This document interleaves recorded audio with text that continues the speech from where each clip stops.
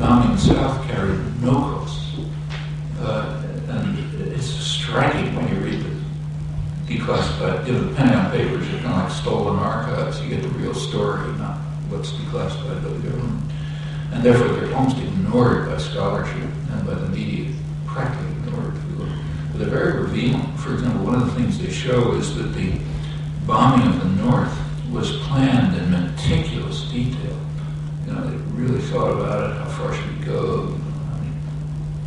Take a look at the bombing of the South, it's not even mentioned. You just do whatever you feel like. So there's barely any mention of planning. You want to target villages with B-52 bombing, do it, and so forth. And the anti-war movement is responsible for this too, because they kept to the same framework overwhelmingly. And that's the picture that lasts in history. So look at history of the war, that's what it is. By the late 60s, things really had changed. And a lot of other things had changed too, because the anti-war movement just kind of integrated with a lot of other things that were going on. So you're barely beginning to get the beginnings of the feminist movement at that time. And the sources of it, I don't know what it's like here, but in the United States it was very striking to watch. Part of these sources in the women's movement were the sexism of the anti-war movement. Very striking. You could see it. Especially the draft resistors. I was working a lot with resistance.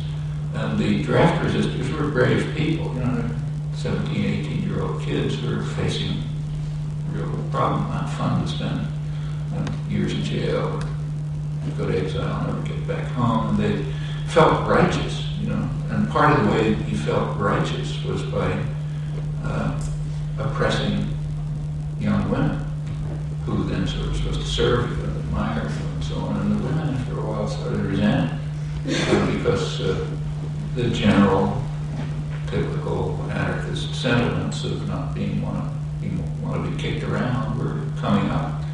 And that led to critique of the sexism of the young resistors, which for many of them was a real crisis.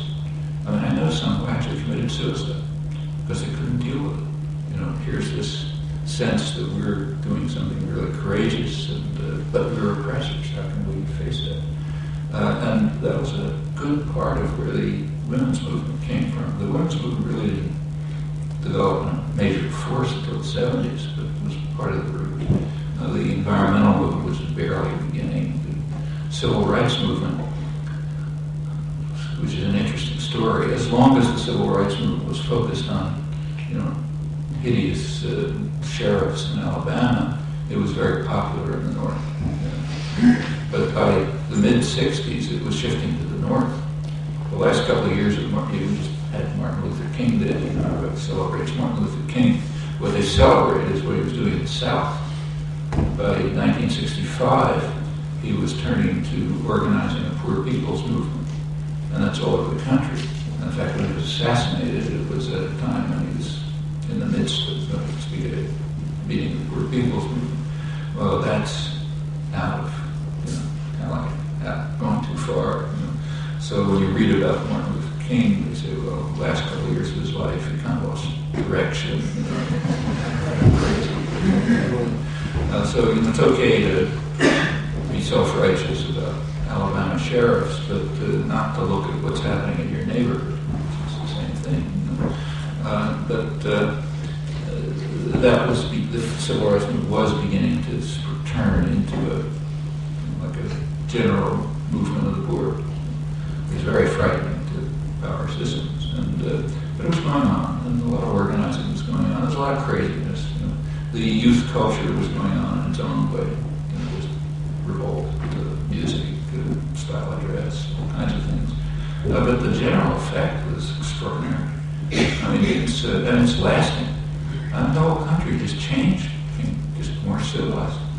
Like my own university, MIT, when around 1960, say, MIT was white males, well-dressed, toss and jackets, obedient, deferential, did your homework, and so on. If you you walk around MIT today, it looks like this. Half women, literally, half women, third minorities, casual dress, informal relationships, do serious work, more serious than before, but just totally different. And the same is true all over the country. So as far as, say, reaction goes, the educated elite sectors are very more rigid than they were, because they were frightened by all of this. There's a tremendous backlash against sort of liberalism comes from everything else, all part of the backlash. But among the population, it's just expanded all over.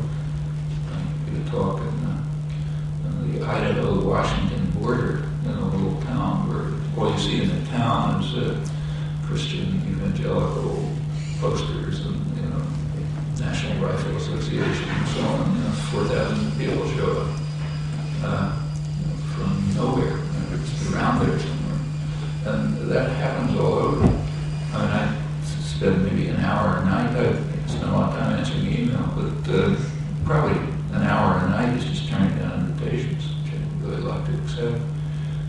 And there are very few people, unfortunately, who are publicly available. It's not the kind of thing that privileged people do. We're all obviously very privileged, but they don't do it. So there are very few people who will do these things, and they're just overwhelming demand, and they get the same reaction. I mean, Howard Zinn, I'm sure, there's another one who's on the road all the time. Though he's not young; he's older than I am, but he's out there a